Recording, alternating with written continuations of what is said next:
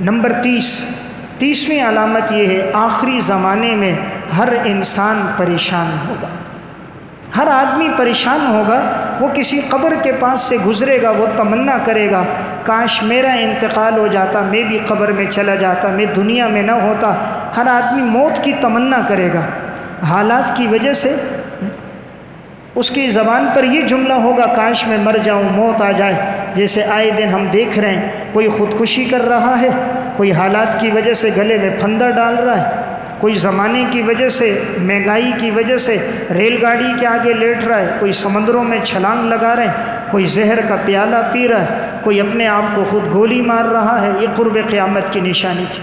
آپ صلی اللہ علیہ وسلم نے فرمایا والذی نفسی بیدہ، اس ذات کی قسم جس کے قبضہ قدرت میں میری جان ہے، لا تذهب الدنیا حتی یمر الرجل علی القبر، یہ دنیا ختم نہیں ہوگی یہاں تک کہ ایک آدمی قبر کے پاس سے گزرے گا، فیتمرغ علیہ، اور وہ لوٹ پوٹ ہوگا، یعنی قبر کے پاس بیٹھ کر دائیں بائیں بیٹھے گا، اپنے جسم پہ مٹی ملے گا، دائیں بائیں رہ کر وہ یہ تمنا کرے گا، یقول یا لیتنی کنت مکان صاحب ھذا القبر، کاش اس قبر والے کی جگہ میں ہوتا، یعنی یہ اس کی تدفین نہ ہوتی، میری ہوتی، میرے اوپر موت آ جاتی۔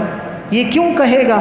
آپ صلی اللہ علیہ وسلم نے فرمایا لیس بہ الدین الا البلاء، یہ پریشانی دین کی وجہ سے نہیں ہوگی بلکہ دنیا کی وجہ سے ہوگی۔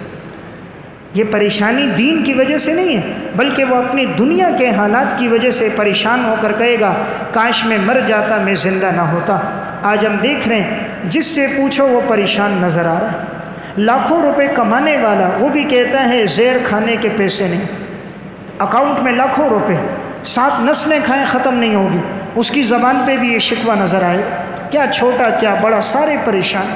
جس کو اللہ نے اتنی دولت دی ہے وہ بھی کہتا ہے، زبان پہ ناشکری کے کلمات ہوتے ہیں، شکر کرنے والا کوئی نہیں ملے گا۔ ہر آدمی زمانے کو گالی دے رہا ہے۔ یہ زمانے کو گالی دینا تو خدا کو گالی دینا ہے، زمانے کا پیدا کرنے والا تو رب ہے۔ اس لیے حدیث میں آتا ہے جو دہر کو برا کہہ رہا ہے وہ تو اللہ کو برا کہہ رہا ہے۔ اس لیے مسلمان کو چاہیے ایسے حالات میں اللہ کی طرف رجوع کرے، 2 رکعت صلاۃ التوبہ پڑھ کے اپنے گناہوں پہ ندامت کا اظہار کرے۔